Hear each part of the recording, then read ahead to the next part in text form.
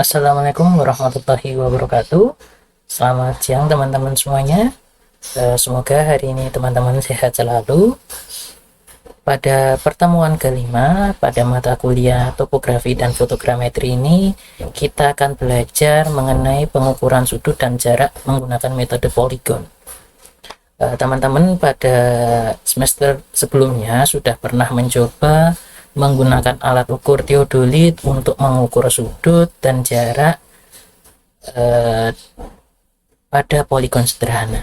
Jadi secara umum teman-teman mungkin sudah mengetahui apa itu poligon, kemudian bagaimana membentuk poligon, terus jarak itu apa, sudut itu apa.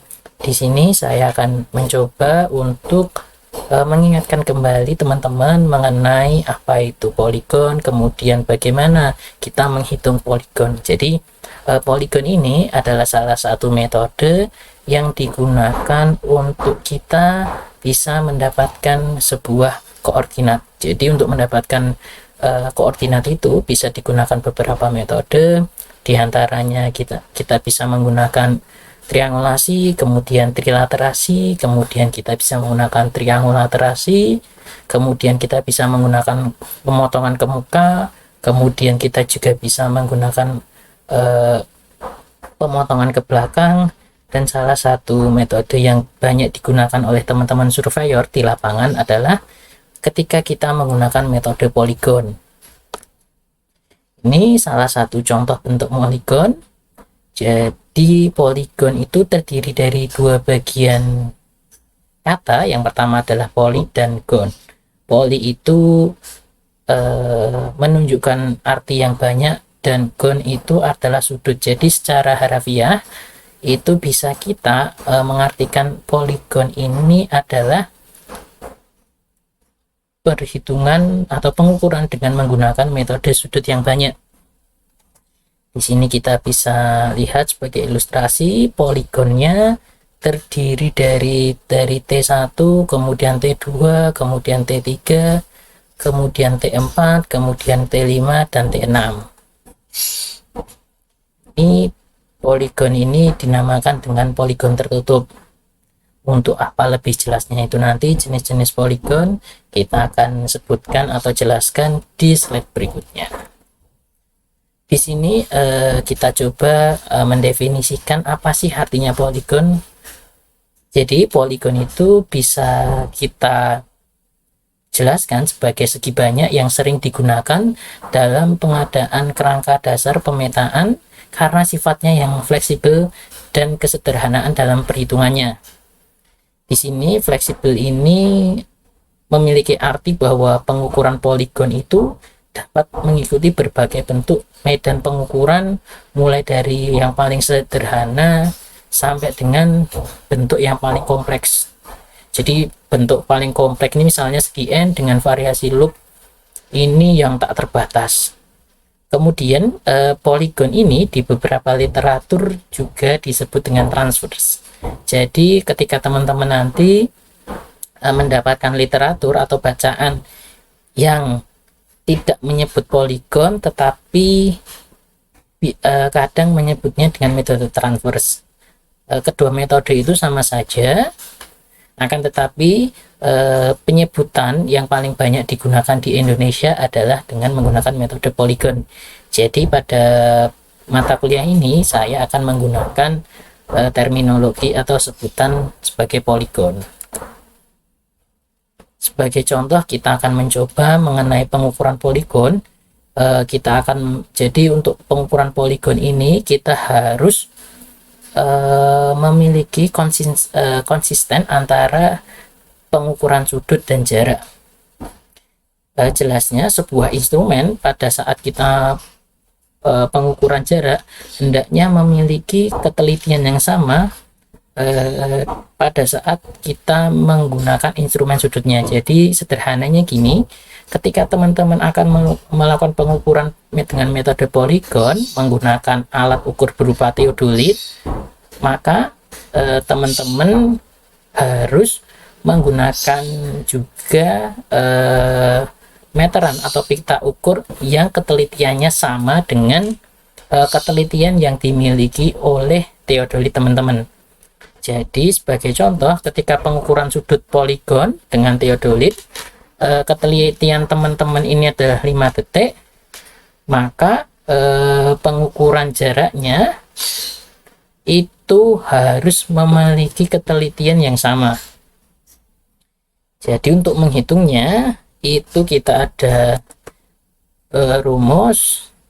Jadi ketelitian instrumen sudut itu 1/L. L itu adalah jarak pengukurannya. Jadi bisa kita hitung nanti ketika itu 5 second sama dengan 5 second per sekian radian sama dengan 1/41253 radian. Itu nanti bisa didapat sebagai berikut. Di sini kita bisa lihat, jadi semakin tinggi ketelitian relatif yang kita inginkan, maka itu berbanding lurus dengan ketelitian sudut dan ketelitian pada jaraknya. Jadi ketika kita pengen ketelitian sudut itu 2 detik, maka setiap 50 meter kesalahan itu harus maksimal adalah plus minus 5 mm. Maka pada jarak setengah milimeter, kemudian pada jarak 100 meter, maka toleransi kesalahannya adalah 1 mm. Oke. Kemudian ketika kita pengen melihat ketelitian relatif 1/5000, jadi ketika ketelitian 1/5000, maka kesalahan liniernya nanti itu pada setiap kesalahan 50 meter itu kesalahannya maksimal adalah plus minus 10 mili. Dan juga kesalahan pada 100 meter adalah 20 mili. Jadi nanti teman-teman bisa hitung ketika teman-teman pengen berapa, katakanlah 1/10.000, maka kita harus untuk ketelitiannya itu nanti penutup sudutnya, koreksi sudutnya itu maksimal ada di 21 detik. Kemudian untuk jaraknya itu ada di 5 mm. Selanjutnya ketika teman-teman sudah tahu bagaimana teman-teman nanti harus menggunakan instrumen apa, kemudian pengukuran sudutnya itu instrumen apa, jaraknya itu apa, itu nanti teman-teman baru bisa menentukan jenis-jenis poligon apa yang akan teman-teman gunakan. Tetapi pada era sekarang untuk instrumen ini bisa kita ganti, yang dulunya kita menggunakan teodolit, sekarang kita sudah bisa menggunakan total station. Pada total station ini untuk pengukuran jarak dan pengukuran sudutnya itu sudah terintegrasi, sehingga untuk ketelitiannya itu biasanya sudah sama, tinggal kita melihat spek dari alatnya, kemudian kita lihat spek dari pengukuran kita. Jadi nanti ketika kita sudah tahu pengukuran kita itu ada di ketelitian berapa, kemudian kesalahannya maksimal berapa, kita sudah bisa tahu alat apa yang akan kita gunakan. Kemudian setelah kita bisa tahu bagaimana kita melihat konsistensi antara jarak dan sudut dari pengukuran kita akan mengetahui metode poligon apa yang akan pas atau cocok kita gunakan pada pengukuran kita. Di sini saya hanya akan menyebutkan saja mengenai beberapa jenis poligon yang biasanya digunakan oleh teman-teman surveyor di lapangan. Untuk penjelasan lebih detailnya nanti teman-teman silahkan dicari sendiri, karena materi ini sudah ada di materi sebelumnya. Yang pertama itu adalah poligon tertutup. Apa sih poligon tertutup itu? Jadi sebuah poligon yang awal dan akhirnya itu posisinya sama sehingga dia membentuk loop yang tertutup. Jadi ini pada apa namanya, ini seperti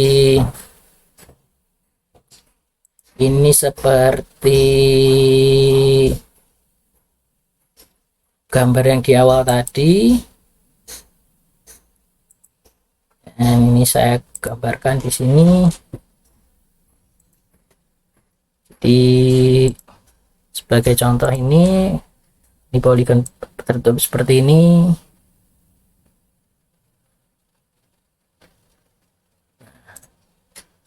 Ini titik A, kemudian titik B, titik C, kemudian titik D, kemudian titik E, dan terakhir titik F. Jadi pengukuran itu diawali pada titik A, dia bergeser karena dia berada di kanan jurusan, kemudian dia titik B, set, ini for set, sama. Jadi pengukurannya adalah ke sini, C, kemudian titik D, kemudian titik E, kemudian titik F, dan balik lagi ke titik A. Ini yang dinamakan dengan poligon tertutup, dan titik kontrolnya ini sama, itu di A. Kemudian yang kedua biasa kita kenal adalah poligon terbuka. Jadi poligon terbuka itu terbuka bebas, dan ini ada titik A, titik B, titik C, titik D, ini titik 1, anggaplah. Tapi di sini kita tidak mengetahui titik definitif mana yang akan kita gunakan sebagai kontrol. Oke, saya hapus dulu.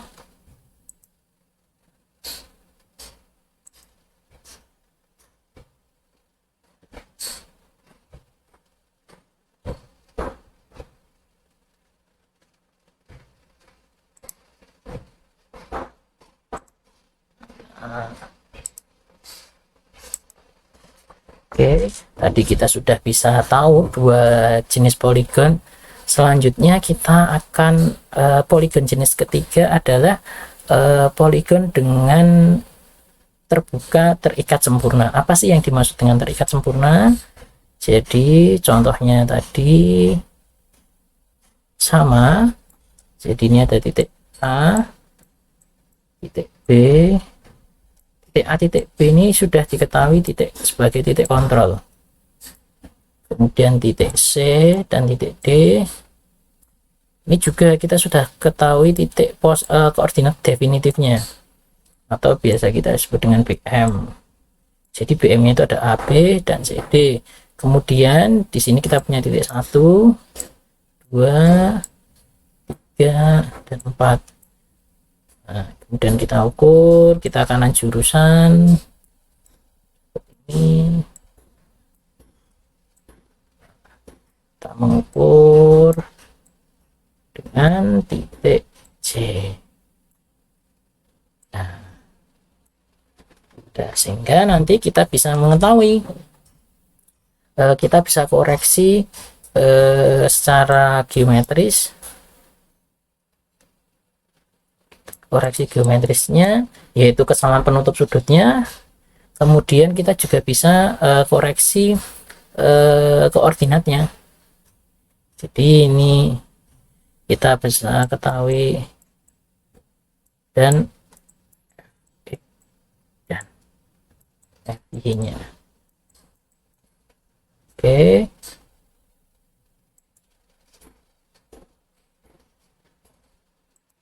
selanjutnya kita memiliki yaitu poligon terikat tidak sempurna. Jadi hanya dia terikat satu sisi saja, atau dia hanya dikontrol oleh satu jenis saja. Contohnya gini,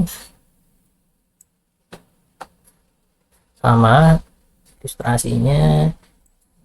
A, B, 1, 2, 3, 4, 5, sini C dan D. Ya, C saja. D tidak ada.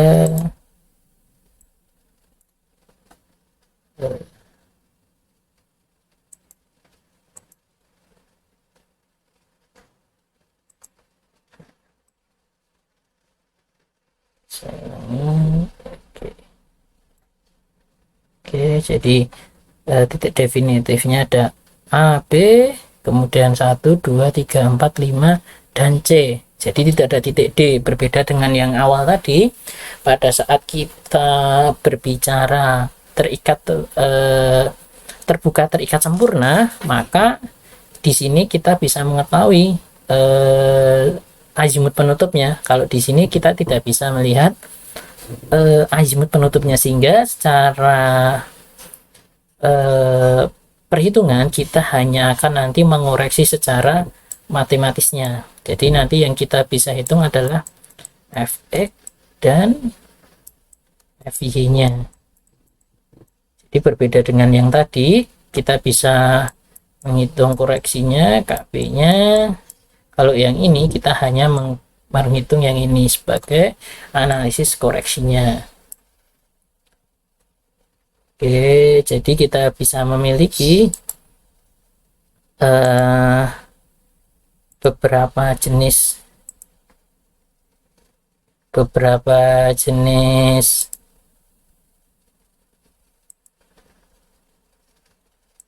apa namanya, beberapa jenis poligon. Yang pertama tadi ada poligon terbuka, kemudian poligon tertutup, kemudian poligon terbuka. Kemudian kita sudah melihat bagaimana poligon terbuka terikat sempurna, kemudian poligon terbuka terikat sebagian. Jadi secara perhitungan yang paling bagus itu secara geometris dan perhitungannya ketika kita bisa membuat poligon itu tertutup atau terikat sempurna, karena kita bukan hanya bisa melakukan koreksi sudutnya, tapi secara matematis kita juga bisa menghitung koreksi koordinatnya. Kemudian untuk melakukan perhitungan poligon ini ada beberapa pendekatan atau metode yang bisa digunakan. Yang paling umum digunakan oleh teman-teman surveyor di lapangan ketika melakukan pengukuran atau pemetaan topografi itu adalah menggunakan metode Baudit. Kemudian yang kedua transit, ketiga grafis, dan yang terakhir adalah kuadrat terkecil. Jadi setiap metode ini memiliki kelebihan dan kekurangan masing-masing. Tetapi yang paling sederhana tetapi banyak digunakan itu adalah Baudit. Sedangkan kuadrat terkecil ini kita bisa mendapatkan koreksi yang lebih baik, akan tetapi pengukurannya nanti atau perataannya nanti menjadi lebih sulit karena dia menggunakan metode kuadrat terkecil atau least square. Kemudian tadi sudah saya gambarkan beberapa jenis poligon, dan di sini teman-teman ketika mengukur poligon itu ada beberapa hal yang harus diperhatikan. Contohnya yang pertama ini adalah arah pengukurannya. Jadi kedua jenis poligon ini sama-sama menggunakan metode atau jenis poligon yang tertutup sempurna. Bedanya yang A dan B ini adalah arah pengukurannya. Jadi pada yang A, pada gambar A ini diawali dari titik pertama, kemudian dia backset ke titik kelima, kemudian dia foreset ke titik kedua. Jadi sudut atau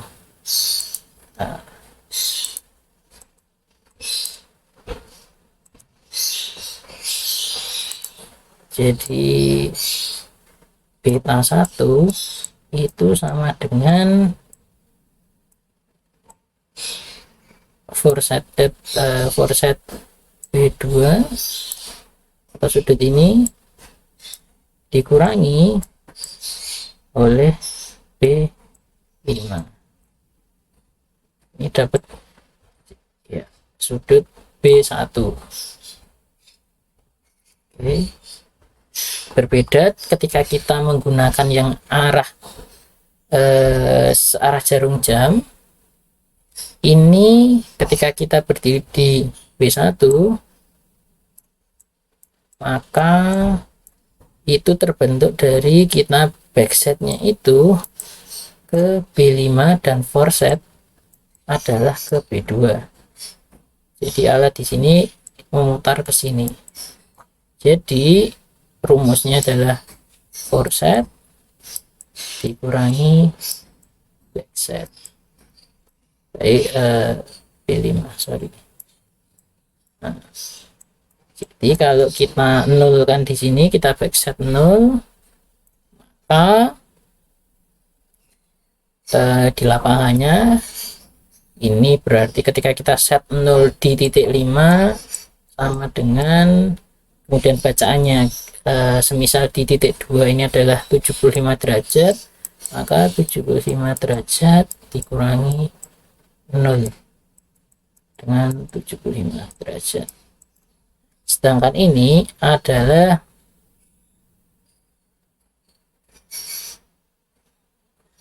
ini B1 nya sama dengan ini kita set 0 di sini dan bacaannya ke sini adalah kurangi 225. Saya hapus dulu.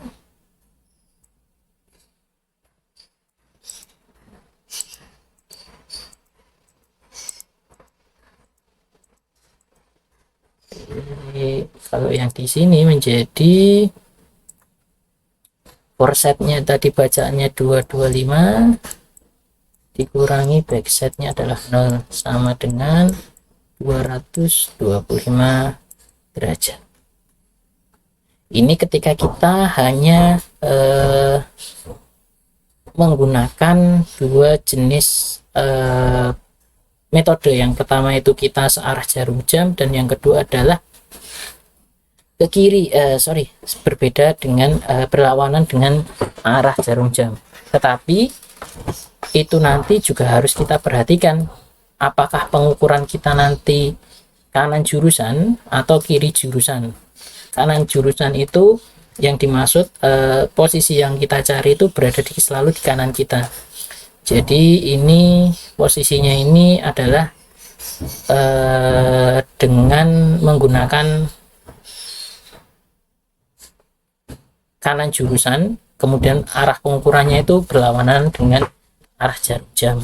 Ini kita bisa lihat dari 1 ke 2, kemudian 2 ke 3, ini kan dia selalu ke kanannya, dan ini juga sama ke 1 ke 2 itu dia diambil sudut luarnya. Berbeda kasus nanti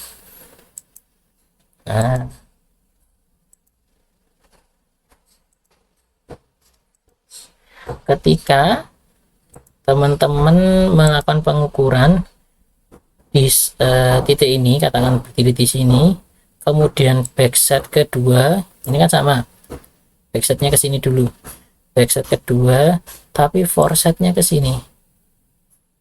Nah, ini adalah kiri jurusan. Nah, kita dapatkan sudut ini, nanti jadi kiri jurusan.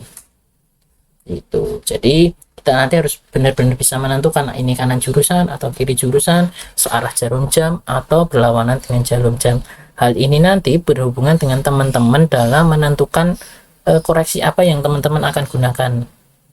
Sebagai contoh ini tadi syarat penutup sudutnya. Jadi ketika sudut dalam itu adalah n-2 kali 180. N di sini adalah jumlah titik sudutnya. Maka dari gambar yang pertama yang berlawanan dengan arah jarum jam tadi, itu jumlah titiknya ada 5, kemudian n-2 kali 180 sama dengan 5400. Oke, kemudian yang selanjutnya dengan gambar B tadi itu adalah luar atau sudut luar, maka rumusnya adalah n plus 2. Jadi 5 plus 2 7, dikali 180 sama dengan 1260 derajat. Yang atas ini 540 derajat. Ini salah, harusnya adalah derajat. Oke, kemudian selain itu, selain kita sudah bisa mengetahui penutup sudutnya, kita bisa mengetahui kesalahan dari penutup sudutnya. Jadi itu nanti juga berbeda ketika kita dalam atau luar, sudut dalam atau sudut luar. Ini bisa kita lihat, ini adalah rumusnya. Ketika itu sudut dalam, maka kesalahan penutup sudutnya atau F betanya sama dengan N-2 kali 180 dikurangi sigma B. Sigma B ini adalah jumlah dari ukuran real lapangan kita. Jadi nanti bisa kita lihat selisihnya berapa. Kemudian ketika kita menggunakan sudut luar, maka FB sama dengan N+2 dikali 180 dikurangi sigma beta. Kemudian ini contoh salah satunya. Ini adalah gambar yang pertama. Dianggap telah dihitung jumlah sudut dalamnya itu adalah 540 derajat 0 menit 30 detik. Maka kesalahan penutup sudutnya itu tadi sudah kita hitung, yaitu 540 dikurangi 540 derajat 0 menit 30 detik, maka dapat dihitung kesalahan penutup sudutnya totalnya adalah minus 30 detik. Tanda negatif di sini menunjukkan bahwa hasil ukuran sudut lebih besar daripada yang seharusnya. Maka untuk itu kita toleransi per titiknya itu bisa kita hitung minus 30 dibagi 5. Jadi per sudutnya nanti koreksinya adalah minus 6 detik. Nah, sedangkan ketika kita menghitung untuk yang terikat terbuka terikat sempurna, maka rumus yang kita gunakan adalah ini adalah azimut awal dan yang ini adalah azimut akhir. Rumusnya adalah azimut akhir dikurangi azimut awal sama dengan sigma BI. Ini adalah jumlah keseluruhan titiknya dikurangi N-180. Jadi ini ada 1, 2, 3, 4, 5 sama dengan sigma BI nya ada, ini jumlahnya nanti K-5 kali 180 sama dengan sigma ini, nanti bisa kita hitung, kemudian nanti kita bisa mendapatkan penutup sudutnya. Oke, karena setelah kita mendapatkan koreksinya ini, nanti kita bisa menghitung titik selanjutnya. Jadi titik yang kita gunakan adalah azimut yang sudah terkoreksi. Contohnya ketika kita sudah mendapatkan titik B ini, kita sudah mulai titik B, kita mau menghitung ke titik 1. Nah, saya ilustrasikan.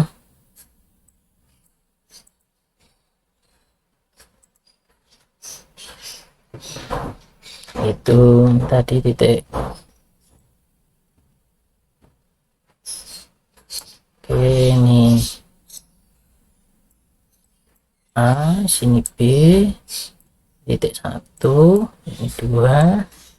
Jadi kita sudah mengetahui X dan Y. B, koordinat titik B, kita akan mencari koordinat X dan Y 1. Oke, nah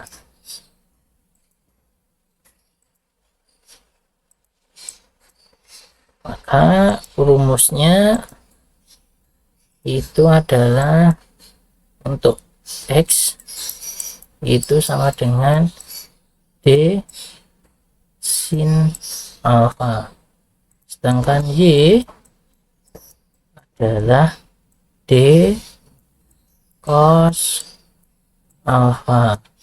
Alfa di sini adalah azimut, karena ini D1. Nah, ketika kita bisa menghitung titik 1 ini adalah ini azimut B1 itu sama, kemudian jaraknya adalah D nya, jaraknya dari B1 sama B1 cos B1. Sedangkan untuk menghitungnya, caranya kalau teorinya itu adalah B1 itu sama dengan azimut AB ditambah sigma B dikurangi 180 derajat. Ini adalah rumus sigma B1. Kemudian bagaimana teman-teman bisa mendapatkan rumus ini? Itu ada hitungannya. Jadi untuk mendapatkan rumus sigma B1 ini sama dengan azimut B1 sama dengan azimut AB plus sudut B dikurangi 180 derajat, itu saya hapus dulu, saya gambarkan lagi. Itu caranya seperti ini. A, ini B,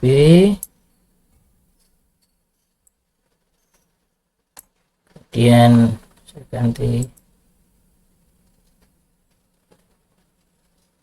kita panjangkan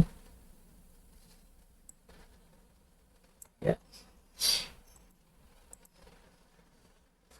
cerah saja. Di sini itu adalah azimut A B, dan ini sama, di sini kita panjangkan, di sini adalah azimut A B. Padahal yang kita butuhkan adalah ini azimut sini 1 B1.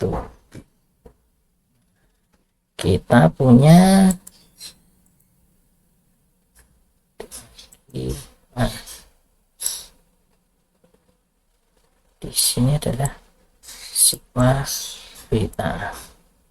Maka ini bisa kita lihat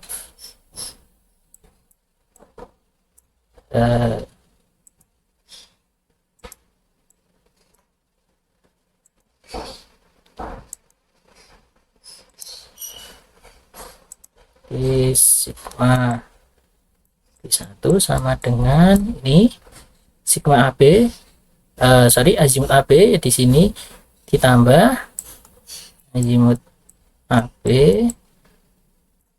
kemudian ditambah ini, tapi kita perlunya cuma segini, ini yang bawah ini. Nah, azimut ditambah sudut B. Nah, berarti yang ini kan tidak kita perlukan, maka dikurangi 180 ini. 180 adalah garis lurus ini, dikurangi 180 derajat. Oke, sehingga kita bisa dapat hitungan ini. Kemudian kita bisa menghitung X dan Y untuk titik-titik berikutnya. Kemudian kita sudah bisa melakukan proses koreksinya, koreksi penutup sudutnya, kemudian kita bisa menghitung nanti setelah terakhir, kita bisa menghitung Fx dan Fy nya. Maka hitungan kita atau pengukuran kita sudah bisa kita lakukan proses analisis menggunakan metode Baudet.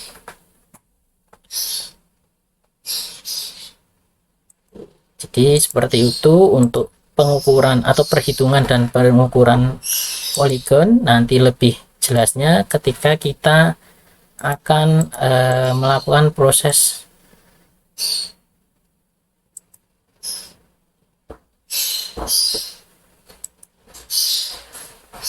pada proses prakteknya. Nanti semoga kita bisa melakukan praktek offline. Apabila tidak bisa, nanti kita coba dengan melakukan proses perhitungannya. Jadi teman-teman, nanti saya akan berikan contoh soalnya, kemudian teman-teman akan menghitung koreksi sudutnya, kemudian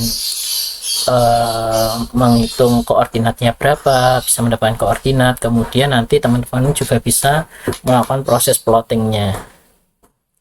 Oke, cukup sekian untuk materi perhitungan poligon dan konsistensi dari jarak dan sudut tadi. Semoga teman-teman bisa mengerti semuanya. Apabila nanti di kedepannya ada yang teman-teman akan tanyakan, silahkan nanti ditanyakan saja. Atas perhatiannya, saya ucapkan terima kasih. Wassalamualaikum warahmatullahi wabarakatuh.